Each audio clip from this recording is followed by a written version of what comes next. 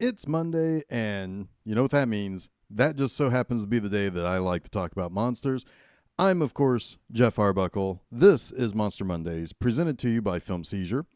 And you can always catch new episodes of Film Seizure with myself and Jason Oliver on Wednesdays.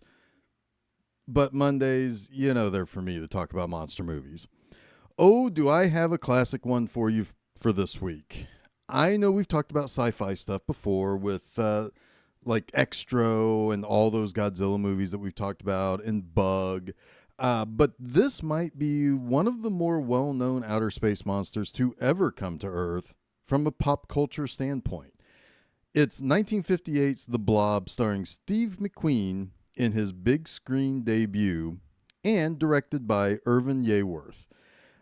We'll get to why it's so popular in our collective pop culture consciousness, but let's talk about a couple of things about this movie that always stands out for me.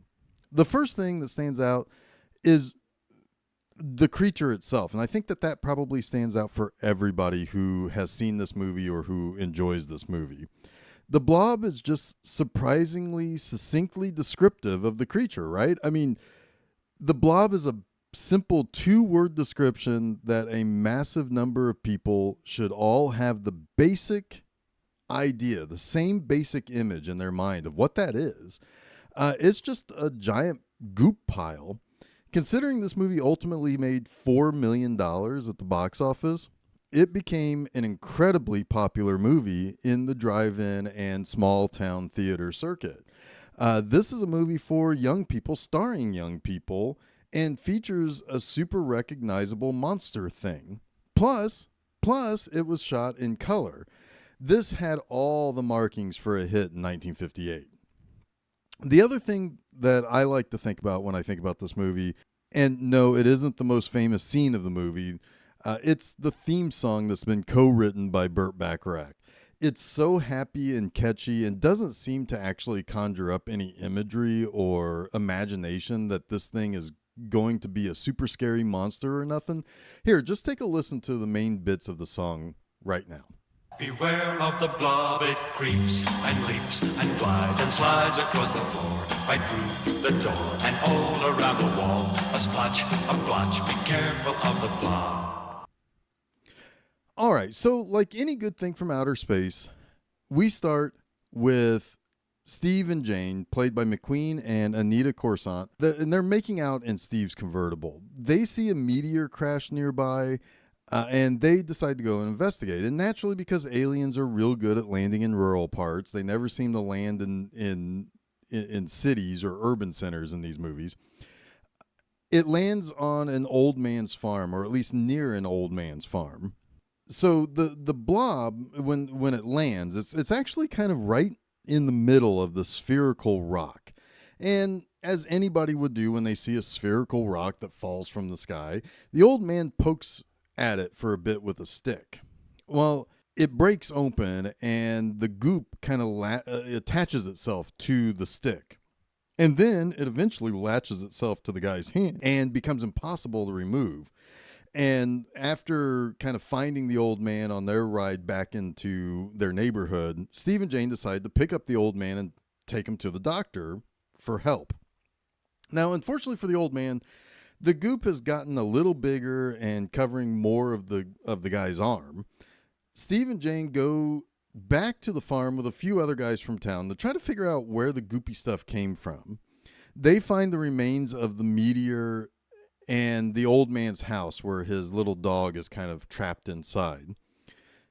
Meanwhile, back at the doc's place, the old man has been completely devoured by the blob now. So the doc and his nurse discover that the stuff is pretty much impossible to stop after trying various acids or a shotgun and so forth. And the blob eats the nurse and goes for the doc. So by the time that Steve and Jane return to the doc's place, Steve sees the doc struggling with the blob like stuck on his head. Now, they go to the cops, but when they try to show the police what's happened, the blob and the victims are gone. So the cops just play it off as a prank or as an attempted robbery and basically send them home with their parents. The Blob goes on a bit of a rampage at this point, a slow, creeping rampage across this small town, eating pretty much everyone in its way. What's real interesting in this movie, and another reason why this movie has probably made the money that it did, is that there's a huge plot point that the adults are mostly unbelieving of anything the kids are doing or saying. There's one cop in particular who is basically a hard ass to every kid in town. Apparently his wife was killed by a teenage driver in an accident. He's a war vet. So he's got double the PTSD and really kind of takes it out on the kids. Another cop thinks the guy's too much of a jerk and that the kids aren't to be totally dismissed for simply being kids. Steve and Jane sneak out of their houses after they were sent home by the cops and try to investigate the Blob more. They go to the midnight spook show at the theater in town to find Steve's friends, and he explains to everyone what he saw. His plan is really quite simple. Find the thing and make people believe them that this thing exists. It's such a simple thing, but again, it elevates that through line, if you will, of the kids needing to be taken seriously and trusted. So the kids go house to house to issue warnings about the Blob, but they are pretty much met with jokes and indignant incredulity. So it's not until Steve and Jane find the Blob at the grocery store and are attacked by it that really things kind of start to escalate. So they hide in the meat locker and discover that the Blob doesn't go into the freezer, the walk-in freezer. You're beginning to see maybe the Blob has some issues with cold, and that plays into a big part here for our finale. So when the cops still refuse to believe the kids, Steve and Jane and the other kids decide that they're going to go and start honking all their car horns. They're going to turn on the air raid sirens and basically wake up the town and force them to come out and hear them out. With the whole town collected and some of the police starting to realize that Steve is not playing a prank, the most famous scene in 1950s horror happens. The Blob enters the Colonial Theater where the spook show is happening and attacks. And it causes everyone watching the spook show to flee in terror out in the streets. I mean, this moment is so iconic. It is actually recreated every summer in Phoenixville, Pennsylvania, where it was shot. People come from all over to participate in the festivities of what's called Blob Fest. They even make sure that Daughter of Darkness is the movie on the marquee, just as it was in this movie. So Steve, Jane, and her little brother ultimately get trapped inside a diner, which has also been restored in the town that it was originally located in for fans of the movie to come and take pictures in, and they participate in Blob Fest too, I believe. The Blob, now gigantic from all the people it's eaten and all the stuff it's done, completely covers the diner. The police try to down a power line to electrocute the Blob, but it really doesn't do anything but set the diner on fire, endangering the people inside. Soon, Steve realizes that, yes, CO2 will affect the creature because it's cold. It's a cold gas, and the Blob doesn't like the cold. So everyone starts gathering up CO2 extinguishers to fight the Blob and free those that are trapped inside the diner. Sure enough, it works to get Steve, Jane, and her brother out. The movie basically ends with the Air Force coming by and collecting the Blob and then dropping it off in the Arctic where it will basically freeze and remain dormant. Steve says that that will work as long as the Arctic stays cold. But if you ask me, I don't see any other better argument to make sure that we believe climate change scientists who say things are starting to get too hot for the poles. We are going to get eaten by the blobs if we're not careful. But anyway, man, this is a great movie. I mean, it's going to be hard to narrow down to just 3 things as I normally do on this series, but I think I've got my things to discuss. First, Steve McQueen is great in this part. You can see that he will be the star that he becomes as he plays the character Steve Andrews. What's kind of great about his part is that while, yeah, he's in his late 20s and supposedly a 17-year-old kid, he's self-assured but plays the fear element well. Like there's a scene where he's pleading with the police to say, you know, do I look like somebody who's playing this off as a laugh. I'm scared. And he has a lot of conviction in his, particularly in his eyes when he says stuff like that in this movie. He is an action star in this movie, as you would normally see in later roles, but he's also, but here in this movie, he's also kind of a man of action when necessary, but also soft and sincere when he's needed to be as well. This is an oft-used role in the 50s of someone trying desperately to tell people of a danger only to be ignored or belittled. It was kind of a very common trope in 50s sci-fi, as it was you would always have that person warning people that aliens are coming and they're taking over, and nobody believes them, or they've been taken over, so they just ignore him. It's a common thing that you see, but Steve McQueen plays it really, really well in this, while still being believable, but while still being our self-assured hero.